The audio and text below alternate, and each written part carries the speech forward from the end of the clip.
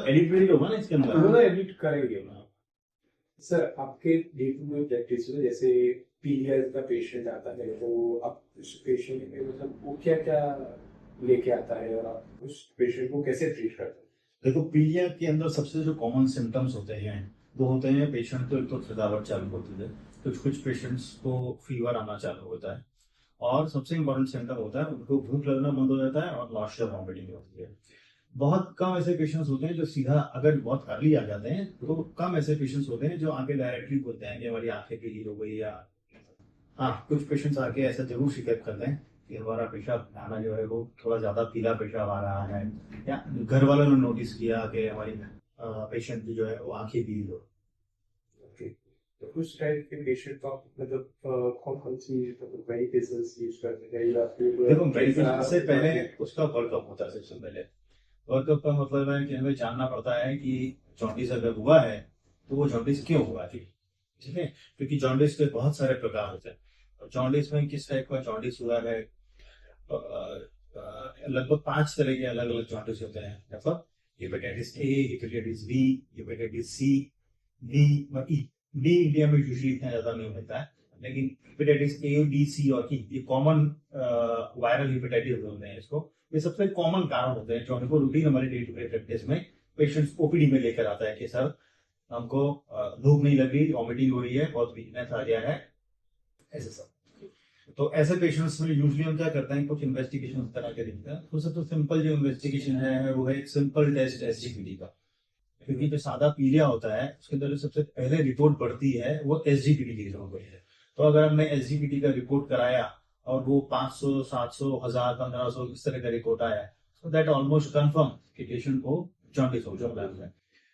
Bilirubin की report होती है। बिलिरुबिन की रिपोर्ट जनरली एसजीपीटी की रिपोर्ट के बाद बढ़ना चालू होता है, यानी आंखों में जो पीलापन आता है वो यूजुअली रिफ्लेक्ट होता है बिलिरुबिन की रिपोर्ट से। तो बिलिरुबिन की जो रिपोर्ट होती है वो बाद में बढ़नी चालू होती है, सबसे पहले एसजीपीटी का रिपोर्ट बढ़ना चालू होता है। उसमें ट्रीटमेंट ऑप्शंस क्या क्या अवेलेबल है? हाँ, जैसे मैंने बताया, अब हमें टाइप ढूंढना होता है कि कौन सा इन्फेक्शन है वो। तो हेपेटाइटिस बी कॉमन है, जिस जो एक्यूट इन्फेक्शन कर सकता है। इसके अलावा हेपेटाइटिस ए और हेपेटाइटिस ई, ये दो इन्फेक्शंस हैं जो कॉमन जॉन्डिस के पेशेंट्स हमारे लेकर आ रहे हैं। हेपेटाइटिस बी और हेपेटाइटिस सी जो होते हैं ये ब्लड के थ्रू आते हैं। ब्लड के थ्रू आते हैं मतलब ये खाने पीने से या इस तरह से नहीं आते। और हेपेटाइटिस ए और हेपेटाइटिस ई ये जनरली दूषित खाने से, पीने से, उस तरह से इन्फेक्शन के फॉर्म में आते हैं।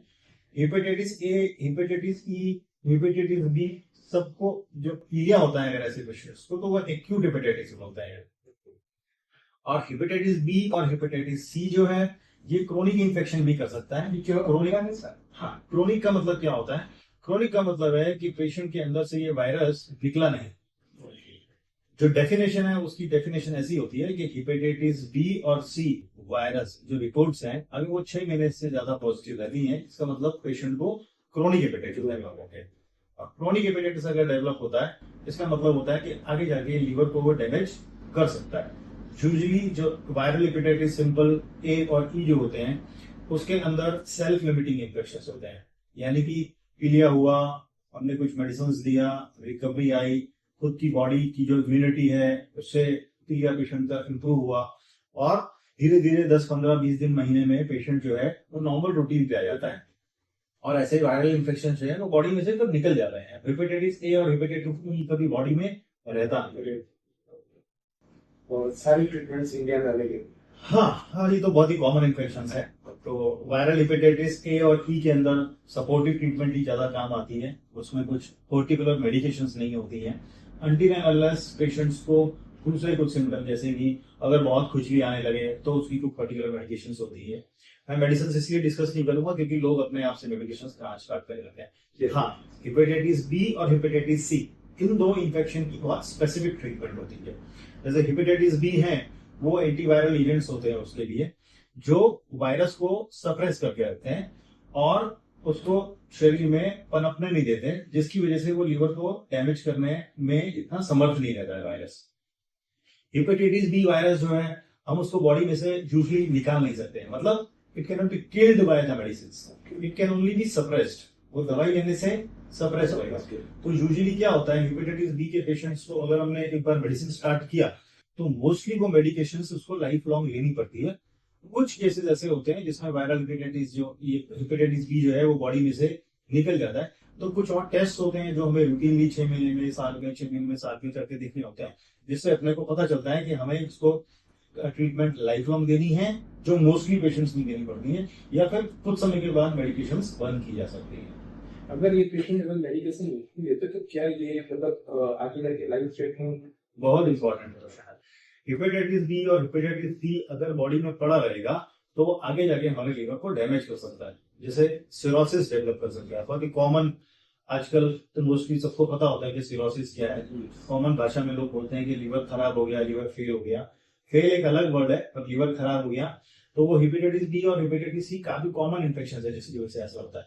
उसका रीजन है क्योंकि हेपेटाइटिस बी और हेपेटाइटिस सी जनरली कई बार ऐसे भी प्रेजेंट करते हैं कि कोई सिम्टम्स ही नहीं होते हैं उसके। तो यानी बॉडी के अंदर वो पड़ा होता है और पेशेंट को पता भी नहीं होता कि वो बॉडी में। इसलिए कई बार स्क्रीनिंग टेस्ट करने पे हमको पता चलता है। ब्लड डोनेट करने के लिए गए और उसमें उसको वहां से फोन आया कि सर आपका हेपेटाइटिस बी पॉजिटिव है या हेपेटाइटिस सी पॉजिटिव है। तो ऐसे में अगर पता लगता है तो आगे फर्दर डॉक्टर को दिखा के आपको मेडिसिन की जरूरत है या नहीं है, वो कुछ रिपोर्ट से पता चलता है अपने को। और अगर मेडिसिन की जरूरत है तो मेडिसिन चालू करते हैं। मेडिसिन चालू करने पे हेपेटाइटिस बी, हेपेटाइटिस सी दोनों वायरल इन्फेक्शंस में काफी अच्छा रिजल्ट मिलता है और हम ऐसे पेशेंट्स को लिवर डैमेज होने से बचा सकते हैं। लिवर डैमेज होने के बाद जो जो चीजें आती हैं वो होता है पेट में पानी हो सकता है, पैरों में सूजन आ जाती है, कई बार पेशेंट को उल्टी उल्टी होती है। अगर स्टेज ज्यादा हो तो ऐसे पेशेंट्स को दिमाग पे असर होता है अमोनिया लेवल बढ़ने की वजह से। तो ये सब कॉम्प्लिकेशन से अगर आपको बचना है तो हेल्दी लिवर रखने के लिए कुछ रिपोर्ट्स अपनी रूटीन करवाते रहनी चाहिए, जिससे कि हमें पता चल जाए कि हमारे लिवर में हमारा लिवर का क्या स्टेटस है। और क्योंकि बहुत सारी चीजें प्रिवेंटिव है लिवर के अंदर, है ना। इवन अभी के टाइम में फैटी लिवर बहुत कॉमन है। मैंने देखा है कि पेशेंट रिपोर्ट्स लेकर आते हैं, सोनोग्राफी के अंदर लिखा होता है फैटी लीवर। उनसे पूछते हैं ये कब से है आपको, सर ये तो हमको सालों से है, इसका कुछ नहीं है ना। क्यों सालों से है तो इसके लिए कुछ लिया क्यों नहीं? कि सर हमारे डॉक्टर ने बोला था कि ये तो कॉमन है, बहुत सारे लोगों के उसको ना। ऐसा नहीं है। क्यों? क्योंकि अगर टाइम से आप फैटी लीवर को ट्रीट नहीं करोगे तो यही फैटी लीवर आगे जाके 15-20 साल के अंदर आपका लीवर जो है वो डैमेज हो जाएगा।